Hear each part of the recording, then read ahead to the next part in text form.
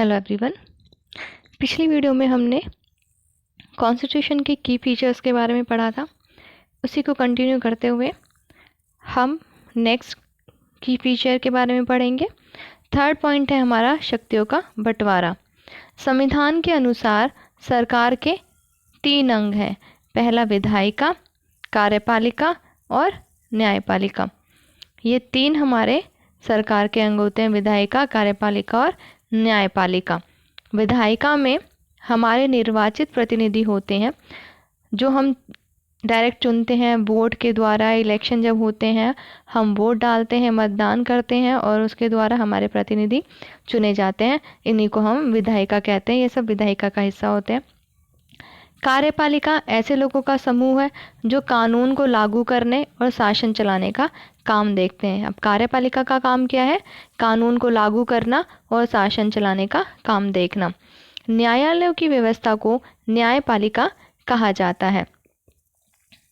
अब न्यायपालिका क्या है? जो न्यायालय है वो इसका हिस्सा है।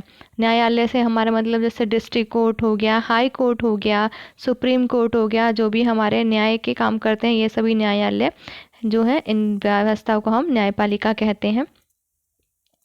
जिसके बारे में हम आगे इसी बुक में 3rd यूनिट में पढ़े। अब सरकार की किसी भी शाखा द्वारा सत्ता के दुरुपयोग को रोकने के लिए प्रावधान किया गया है। हमने जैसे पहले भी पढ़ा था कि सत्ता के दुरुपयोग को रोकने के लिए संविधान में कानून नियम बनाए गए हैं। तो यहाँ भी इन तीनों जो शाखाएं हैं उनके द्वारा सत्ता का दुरुपयोग ना हो, इस चीज़ के लिए भी प्रावधान बनाए गए हैं, कानून बनाए गए हैं कि ये जो तीनों अंग हैं अपनी शक्तियों का गलत उपयोग ना कर सके। और इन सभी अंगों की शक्तियाँ एक दूसरे से अलग होती हैं। इन सबको जो अपनी पावर्स और अपनी ड्यूटीज़ मिली हैं वो सब अलग अलग होती हैं।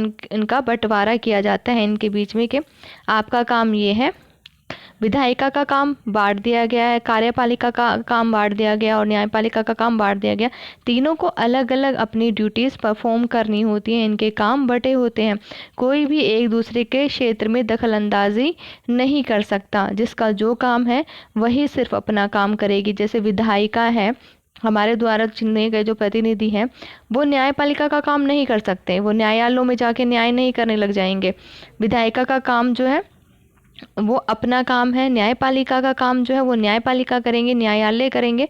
तो ये इनके जो क्षेत्र हैं आपस में बढ़ गए हैं, बांट दिए गए। इनकी लिमिट फिक्स होती है कि ये आपका कार्य क्षेत्र है, आपको ये काम करना है। ये कार्यपालिका का कार्य क्षेत्र है, कार्यपालिका को ये काम करना है। और ये प्रत्येक अंग जो है दूसरे अंग पर अंकुश रखता है। इस तरह तीनों अंगों के बीच में सत्ता का संतुलन बना रहता है क्योंकि तीनों को पता है कि उनका काम क्या है और उनका कार्य क्षेत्र क्या है। इसलिए ये सारे काम आराम से हो पाते हैं और शक्तियों का बंटवारा जो है संविधान का एक मुख्य लक्षण है।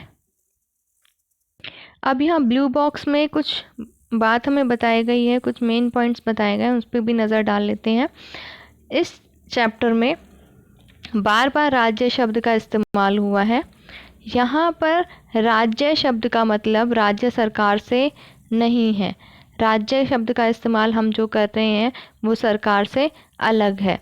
सरकार की जिम्मेदारी होती है कानून बनाना और उसको लागू करना, लेकिन चुनावों के जरिए जो सरकार होती है वो बदल सकती है। जैसे हमें पता है हर 5 साल बाद हम चुनाव करते हैं, चुनाव होता है और सरकार जो है वो बदल भी सकती है। मान लो जैसे आज बीजेपी की सरकार है, ज़रूरी नहीं है अगले 5 साल पे जब वोटिंग होगी तो बीजेपी की ही सरकार होगी। जैसे पहले हमारी कांग्रेस की सरकार हुआ करती थी, अब हमारी बीजेपी की सरकार है। तो जो सरकार है वो चुनावों के जरिए लोगों की पसंद के अनुसार बदल जाती है।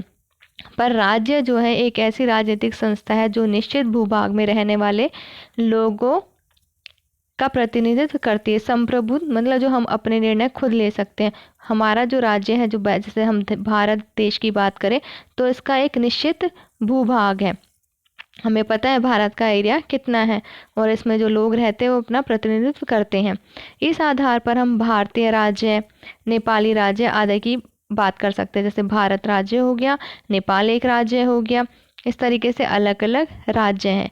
तो यहाँ पर राज्य अलग है और सरकार अलग है, और भारतीय राज्य की एक लोकतांत्रिक सरकार है। देखो अब राज्य की सरकार है मतलब दोनों ही शब्द अलग हैं और दोनों के काम अलग हैं। सरकार राज्य का हिस्सा होती है।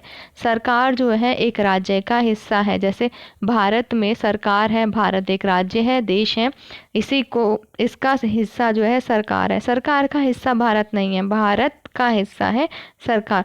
राज्य का मतलब सरकार से कहीं ज़्यादा बड़ा होता है, उसे सरकार के स्थान पर इस्तेमाल नहीं किया जा सकता। आज की वीडियो में इतना ही। नेक्स्ट वीडियो में हम मौलिक अधिकार के बारे में पढ़ेंगे, जो इंडियन कॉन्स्टिट्यूशन का बहुत ही इम्पोर्टेंट पार्ट है। आई होप आपको आज की वीडियो पसंद आई होगी। वीडियो को लाइक करें, शेयर करें, और अगर आपने चैनल को सब्सक्राइब नहीं किया है तो चैनल को सब्सक्राइब भी कीजिए। Thanks for watching.